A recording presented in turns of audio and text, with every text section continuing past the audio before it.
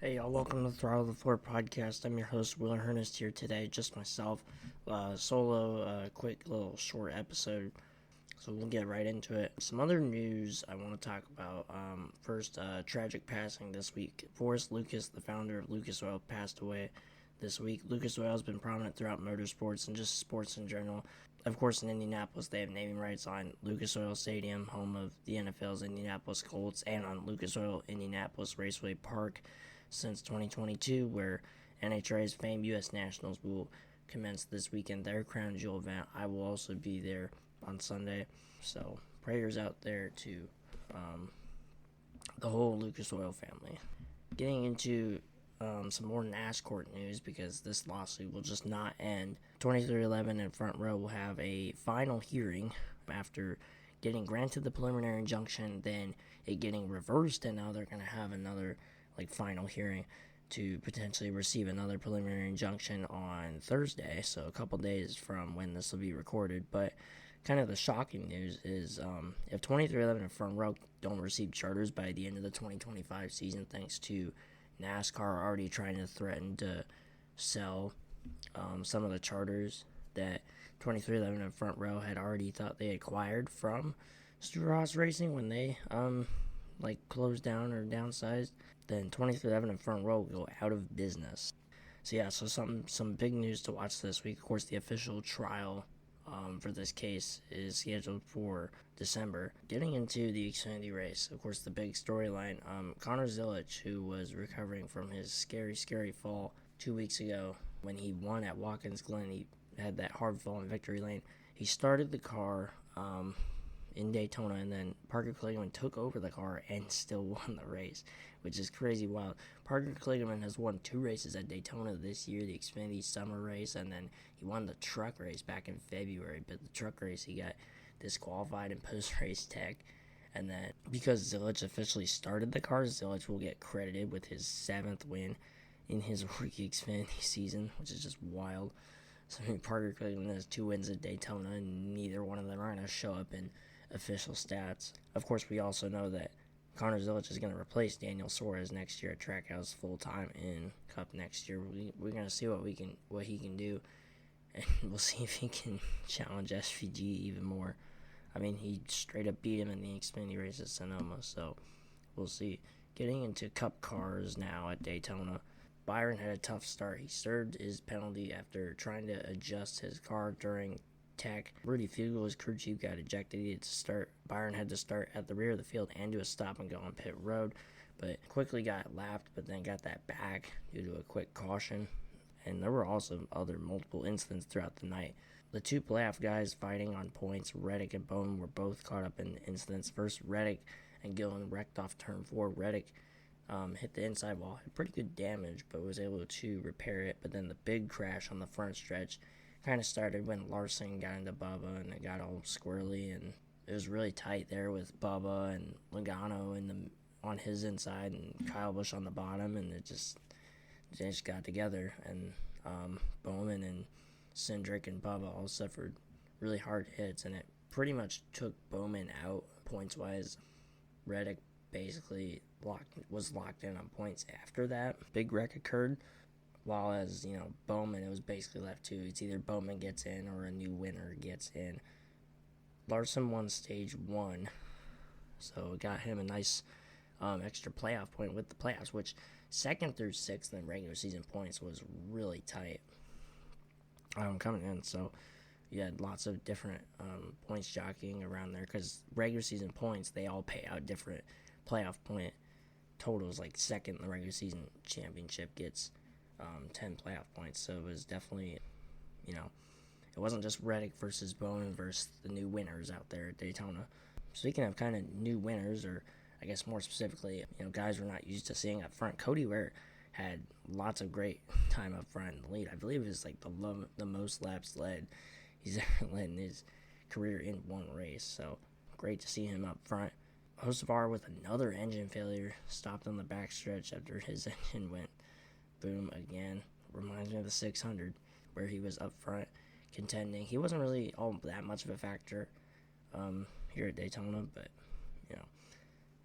And then just like Larson did in Stage 1, Chastain won Stage 2, which got him another playoff point, which really helps him out because he hasn't won a whole lot of stages this year, and he has the one win at the Coke 600. So any playoff point, for guys like Chastain or even guys like Larson, any playoff point helps come time for, the round of 8 or, when you're at Martinsville in the second to last race of the of the season trying to advance to the championship 4. So every playoff point helps.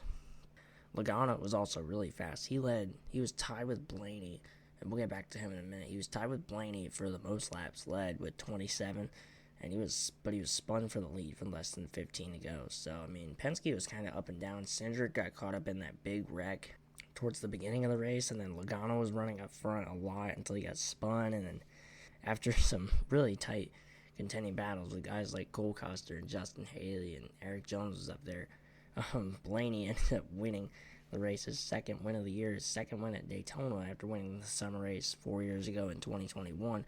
It keeps Bowman in the playoffs, and Blaney also won the pole after qualifying got rained out. But all behind him was just guys that were trying to get into the playoffs. You had Suarez ended up second, Haley ended up third, Custer fourth, and Eric Jones up there in fifth. The top 4 all finished within half a car length of each other, basically a 4-wide finish. I believe it was the closest known 4-wide finish in either NASCAR or motorsports history. That's just, you don't see that often. You think Atlanta's exciting, here we go. And it's really good momentum for Ford and Penske in general. Blaney's win at Daytona, it's the most recent Ford win in Cup since Blaney's win at Nashville back in June, which I was at that race. Our picks were kind of up and down. I picked Brad Keselowski, he ended up 18th. He was up there in the mix at times. He had some pit road mistakes and just kind of got shuffled back towards the end of the race. Same thing with Ryan Preece, who led a few laps. That's who Evan picked. Ended up 14th. Preece was up front with 3 laps left in the race. The guy shuffled back through the middle and fell back to 14th. Yeah, 14th. Zach picked Larson, who, as mentioned, won Stage 1. Also led a few laps and ended up 6th. Another, just a good result for Larson on a super speedway. You don't see those that much.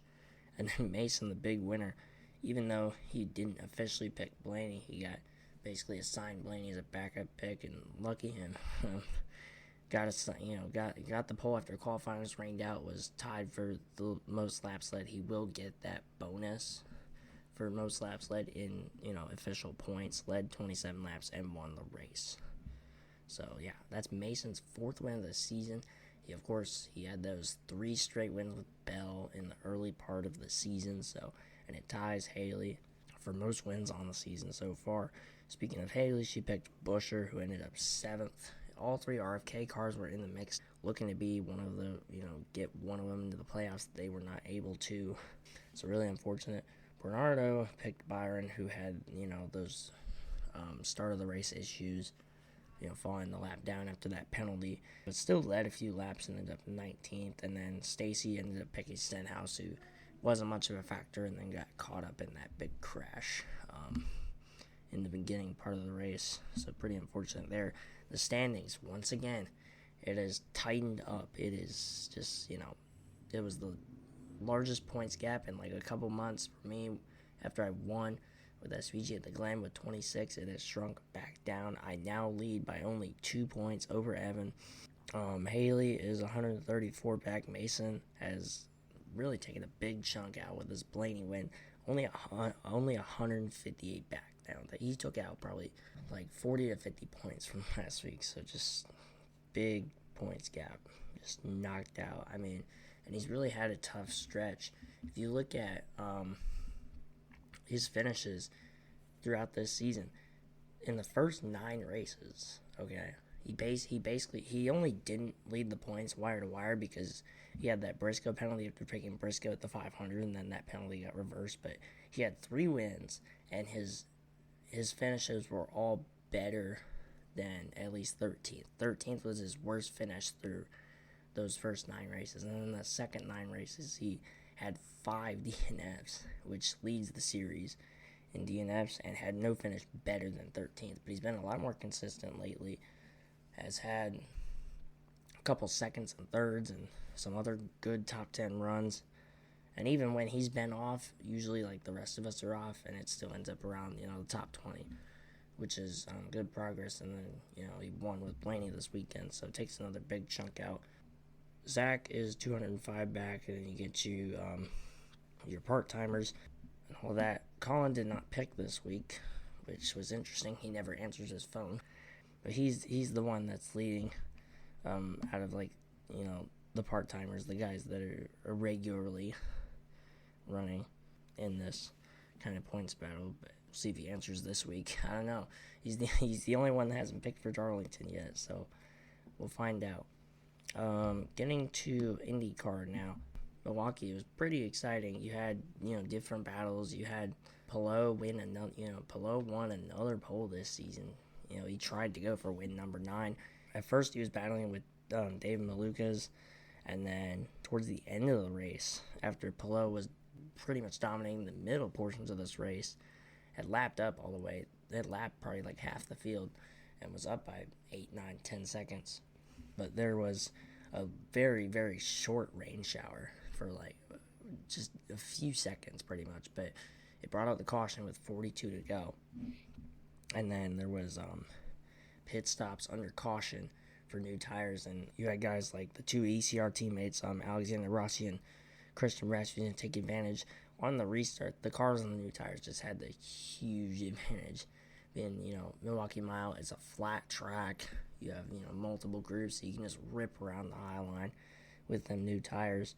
And Rasmussen actually drove by Palou with 15 to go, and pretty incredible battle. Reminds me of Palou versus Christian Lundgaard at Thermal Club way back earlier this year, where they had all those corners where they just battled so tight and so fierce. And Palou was not giving up either. He was trying as best he could on those older tires. But Rasmussen got by, and honestly, even though he stretched it out to a couple seconds, he almost wrecked a couple times. There were a couple points over that last 15 laps where I thought he was going to lose the dang thing. But he hanged on and won his first career IndyCar race. Palou ended up second. Scott McLaughlin ended up finishing third for Penske. And then Alexander Rossi ended up finishing fourth. And that, the 2 ECR teammates, Ed Carpenter Racing, had both cars in the top 5 for the first time ever in team history. And then at that point, it had been 39 races since the most recent first-time winner, which was Christian Lundgaard at Toronto in 2021. So pretty exciting there. IndyCar's getting pretty close to being done with their season as we look ahead to this weekend. It's going to be the last time for a while that we got this motorsports tripleheader with NASCAR, NHRA, and IndyCar. And boy, is that a loaded one. IndyCar, with their one race left, their season finale at Nashville Superspeedway, not the street course anymore. I think this is the second year that they've run Nashville Superspeedway, but, one race left. Obviously, Palou has locked up the championship, after Portland, so it's been locked up for a little bit now. NHRA has their crown jewel event, the U.S. Nationals, this weekend. The crown jewel, the drag race of all drag races. I will be there. I finally get to go to my first NHRA event. It's been a bucket list item that I've been wanting to check off for quite a while now, ever since I've gotten into NHRA. Ironically, pretty much when I watched the U.S. Nationals coverage on TV last year, so kind of full circle there. And then NASCAR, you've got Trucks and Cup at Darlington. Of course, the Southern 500 kicks off the Cup Series playoffs, as it's been for, a few years now, pretty much for the most part. And then Xfinity's up in Portland. What's interesting is Xfinity's not going to be back in Portland next year, which I think is kind of a missed opportunity. I think they should have moved Xfinity. Keep Xfinity in Portland, but they should have, moved it around. Having it on Southern 500 weekend is definitely a bad idea, but it's also a bad idea to leave the Pacific Northwest. And Portland has put on some great races for both Xfinity and IndyCar, as we've seen as of late. It's really just an untapped market, and really just the West Coast is kind of underrepresented. We have Sonoma, sure, but, Southern California has been gone for a few years now. Of course, San Diego is going to debut on the Naval Base next year, but, the Pacific Northwest has kind of just been, almost a void in a way. For the most part in sports in general, you have, Seattle and Portland a little bit, but like, IndyCar's up in Portland still, but now that NASCAR's leaving, the only other one is just NHRA with their event, the Northwest Nationals up in Washington, so it's kind of a missed opportunity. Although I could see maybe it's just the mounting pressure of, there's too many road courses. I don't know. I mean, there definitely shouldn't be 6 or 7 road courses per year, but like, I think we have like 5 or 6 this year. I still don't think the Roval should be on the schedule, but it's going to stay on the schedule. They're running it this year, they're running it next year, so it's whatever. Anyways, our picks for Darlington, as we mentioned, Colin is the only one that hasn't picked quite yet, but I'm picking Chastain. He's finished up there in top 5, top 10 the last 2 races at Darlington, including this spring. Evan is picking Bell, who ended up 3rd this spring. He was up there in contention. It looked like he was going to steal it late in the going, but Hamlin was too strong after that flying pit stop late in the race. Zach is picking Briscoe. Of course, the defending winner of the Southern 500 beat Kyle Busch in that thrill of a race last fall. Of course, that was when Darlington, for that 1 year, was the regular season championship, so that got Briscoe into the playoffs. Mason is picking SVG, which is interesting, but it's not the worst pick. Obviously, a lot of people are curious if can SVG make it past the first round? We're not sure. He's run good at some ovals. He finished 20th back at Darlington in the spring, and you know what? Maybe that's enough. If he can finish 16th, 17th, 21st, at some of these tracks, at Darlington and at Bristol, and have, other guys have trouble, maybe he can squeak through. Of course, if you look at the round of 16 in general, Darlington, Gateway, Bristol, he hasn't been to Gateway yet, and Gateway is like, it's a flat track, and we don't really know if it's going to suit SVG well or not.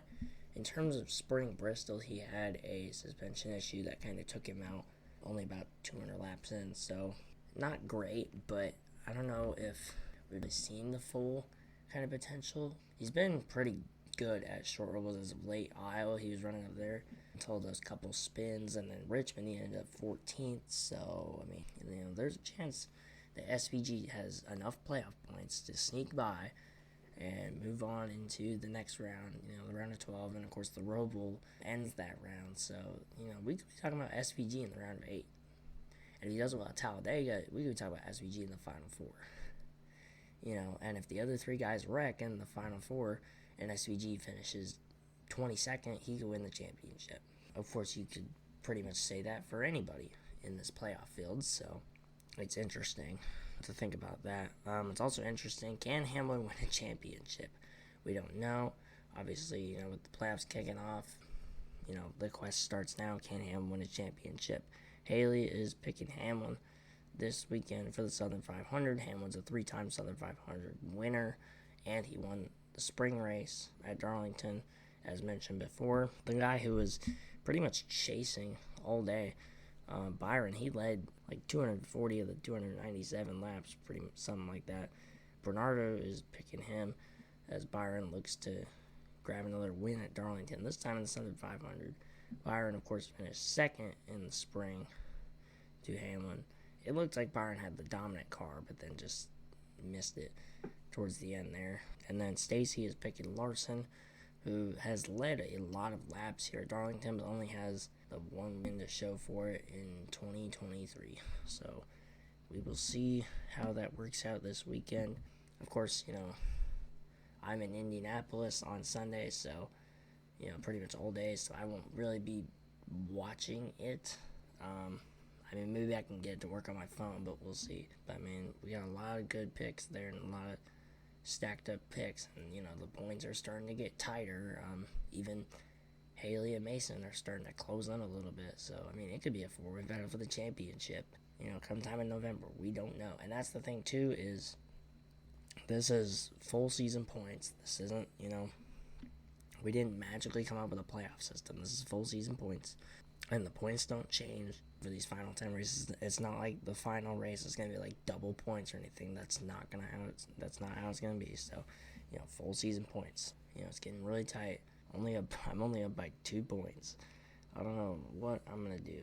It's just been back and forth. Me and Evan have been 1-2 in points since after Texas in May, and then it's been like under 30 points between either, me leading Evan or Evan leading me since after like Michigan, like 2.5 months ago at this point. So it's just been so tight for so long. That's just how the competition's been. It's just been this fierce. But yeah, we'll see how it goes next week. That's all we got for this week's episode of the Throttle podcast. Make sure you listen on Spotify, Apple Podcast, YouTube with Chilwell Media, wherever else you get your podcast, and check out the Chilwell Media Instagram, where photography and podcast stuff will be. I will have, I was at Cordova this past weekend for the World Series drag racing. Those photos will be up there soon. And then, of course, Indianapolis this weekend on Sunday, Gateway the following weekend.